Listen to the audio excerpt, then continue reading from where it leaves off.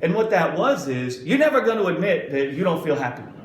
You're never going to say that because that's confessing unbelief. Yeah. So even if something horrible happens, you're just going to say, I'm blessed, brothers and sisters. Right? And no. The life of God isn't that you might not feel unhappy. It's that when that unhappiness comes to you, it's not going to be able to take root into your heart and then give birth to a tree of bitterness and sorrow and pain and eternal grief. Right? Our grief is not unto despair. Our grief is unto joy. Yes. Because when grief presses in on the life of God swallows up that grief and gives birth to joy. Mm. Right? I have a perfect example of that. I got a call yesterday from my dear friend, and they just got the results of her husband's biopsy, and it came back cancer.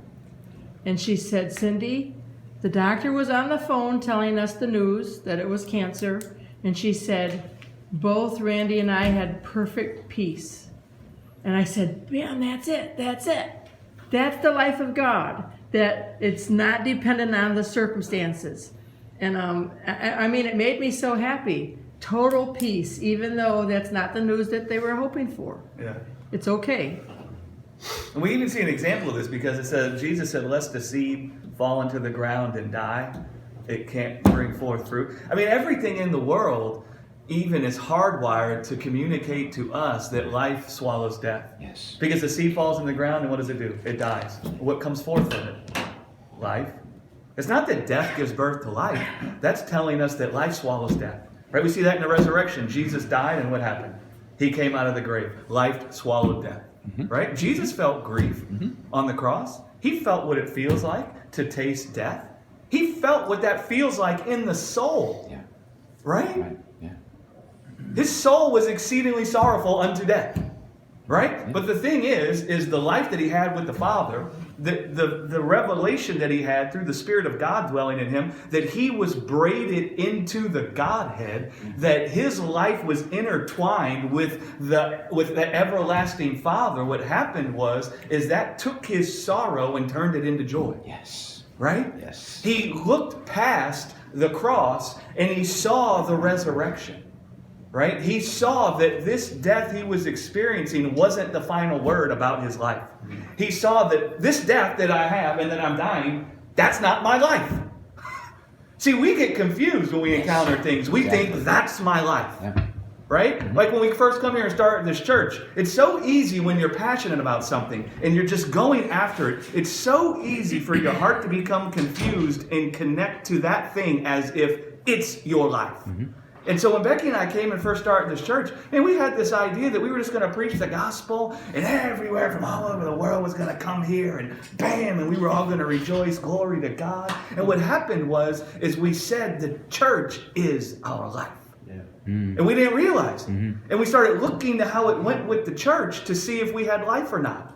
Right? And so if we thought it was going well with the church, hallelujah! But that wasn't the peace that passes understanding. That was the peace the world could give us. Right? Yeah. And listen, I felt exceedingly sorrowful unto death. You know, it's like Bertie posted something. What if? At the end of every what if this happens, what if that happens, what if? At the end of that, everything, it leads to what if I die? Because that's really what we're thinking of. Right. If we don't see come to pass what our heart desires, I'm going to die. What am I going to do? It's like we're experiencing death. Yeah. Right? Mm-hmm. And listen, I was sorrowful when that was going on, and I was lamenting with God. But do you know what the greatest thing that could have ever happened? Was actually for that to happen. Because what it did was it circumcised my heart from looking to the world as if my life was contained in the world. Right. Or the things I could gain from the world. Mm-hmm. Right? Mm-hmm. We kind of live with this idea that something in the world can take from us. Yeah. Or that something good we can get to happen can add to us. It's like we see ourselves and we have a stature.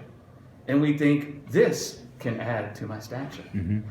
If it doesn't happen, it can take away from my stature. Yeah. And see, we begin living like that. But the life we have from the Son can't be added to or taken from. This is a shocking statement for the carnal mind to comprehend. There ain't nothing that can happen to you in this world that can cause you to miss out on anything. Yeah. I'm so sorry. I know that contradicts everything that this world will tell us.